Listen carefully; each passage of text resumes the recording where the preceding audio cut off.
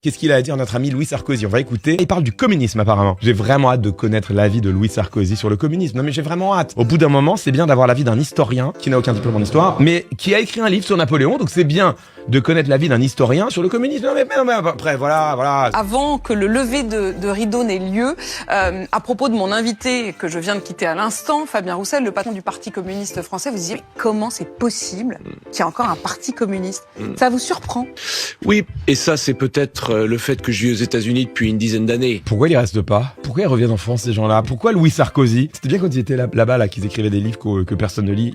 C'était bien ça, non? Aux États-Unis, c'est plus que le tabou.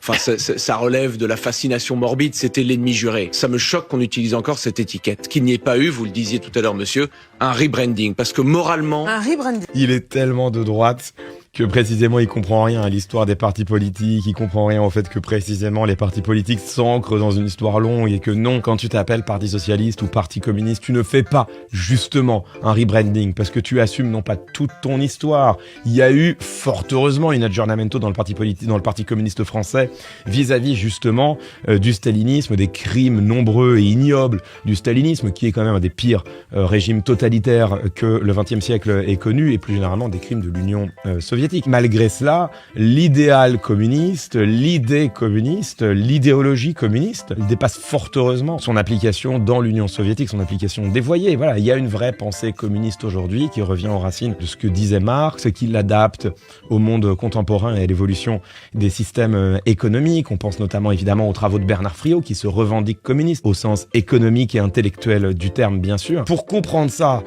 il faut avoir une petite fibre historienne. Pour comprendre ça, il faut avoir fait un peu d'histoire. Pour comprendre ça, il faut comprendre que l'histoire des mouvements, des idées, de la pensée politique dépasse l'histoire des partis et des régimes. Si tu as zéro fibre historique, tu ne peux pas comprendre ça. Si tu as zéro fibre historique, en théorie, t'écris pas non plus un livre sur Napoléon. Est-ce qu'on pourrait se revendiquer marxiste sans que ça vous choque, par exemple? Oui, c'est pas tout à fait la même chose. Exactement. Force est de constater que Marx, qui était un personnage assez insupportable en règle générale, a quand même eu des constats.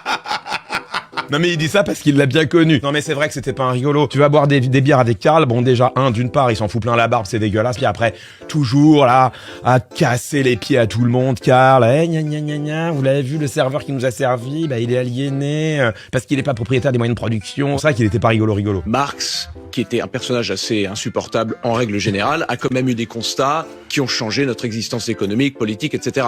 Pas assez d'ailleurs, sans doute. T'es là, tu parles, je pense que c'est un très bon contre-argument à ce que tu viens de dire.